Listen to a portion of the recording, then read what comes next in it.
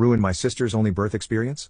I'll make sure you never forget her. When I was 14 and my oldest sister, Sarah, was 22, we found out that she was pregnant with Paul, her boyfriend of 4 years. They immediately got engaged and they were really happy. For a time. Sarah had a horrible pregnancy, about 16 to 18 weeks, and the wonder of creating a human life evaporated within her. She developed hyperemesis, which if you don't know is really bad morning sickness. She was constantly in pain, she developed gestational diabetes, and just all around hated the experience. Around this time Paul, the then fiancé, started getting sick of the complaining. I believe the argument was, your body is built to do this, it can't be that bad. Sarah was due around Valentine's Day and Paul's parents, Mr. and Mrs. Doe, were very excited, both about the grandkid and the fact that he could be born on a holiday. She was very against that and really hoped that her son wouldn't be born on a holiday, even one as small as Valentine's Day. Her birthday sometimes falls on Easter and she hates it, because it might make him feel that his day isn't very much about him. Well, Mrs. Doe says something like, well, if you name him Valentine or Valentino then that'll make the day even more special to him. Again, my sister hated the idea. She thought it was tacky, he'd be bullied for it, and just really didn't like the name Valentino. Paul loved it, but agreed to go with a more average name like Daniel or Jared. Fast forward to February and she was ready to get this over with. Sarah had officially been put on bed rest because while standing or walking her blood pressure took unexpected spikes and dips. I look back now and goodness do I feel bad for her. She was doing her best to avoid giving birth on Valentine's Day because, again, she didn't want him born on a holiday. Unfortunately, births happen when they happen and that baby was going to come on Valentine's Day whether she wanted him to or not. I remember waiting out in the waiting room with my dad, brothers, and Paul, who couldn't stand to be in the delivery room because it was gross.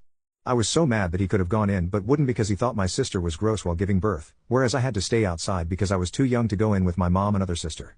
Dad went home with the youngest 2 brothers while the oldest, Zeke, stayed to watch me because I refused to leave. 16 hours after Sarah went into labor, my little nephew was officially part of the family on the evening of Valentine's Day. Unfortunately, Sarah was not okay. She had to have an emergency cesarean section and while doing the operation discovered that the back of her uterus, facing her spinal cord, had a very large and very severe, thankfully non-cancerous, tumor. When I say large I mean it was twice the size of a standard uterus. The doctors were shocked and didn't understand why nobody had noticed it on an ultrasound. It accounted for her severe back pain and blood pressure issues. The doctors immediately went in for more surgery to remove the tumor, but sadly ended up having to perform a full hysterectomy. This meant that my nephew would be Sarah's only child. Now while Sarah was in for surgery, Paul was taking care of everything baby related to make sure his son was okay. In my 14-year-old self's memory I remember him being suitably distraught, but I didn't really pay him much mind and spent my time in the waiting room with my mother and other sister. Zeke, however, wanted to be a good future brother-in-law and make sure that Paul was okay. He found Paul filling out the baby paperwork on his own looking, in my brother's words, like he had not a single worry in his mind. Zeke asked why Paul didn't wait for Sarah to fill out the paperwork as she should have been out of surgery within the hour, and Paul said that he just wanted her to get her rest and heal.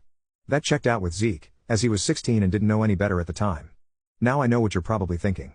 No, he wouldn't. He knows how much she hates that name. And still, she'd need to sign the paperwork too. My fellow peoples of Reddit, I regret to inform you that Paul forged Sarah's signature on the paperwork and waited until she was out of surgery to hand said paperwork over. My sweet nephew, who was born on Valentine's Day, was named Valentino on his first official birth certificate. I still to this day don't know why Paul and his family were so insistent about the name. He had even picked out a different one with my sister. And before you ask, no, he was never brought up on forgery charges because his parents were witnesses to her signing the papers, even though they only got there at the last minute. So Sarah dumped him and got her son's name changed a month later. She was willing to do split custody with him because that's her son's father and she wants the kid to know him, but Paul vanished and she never heard anything back, which seemed weirdly out of character to us. Until a mutual friend on Facebook was tagged in his wedding pictures 6 months later. Paul had apparently started cheating on her not long after she got pregnant. Sarah was livid but there wasn't much she could do, so she filed for child support and continued to live her best life. Until 6 years later.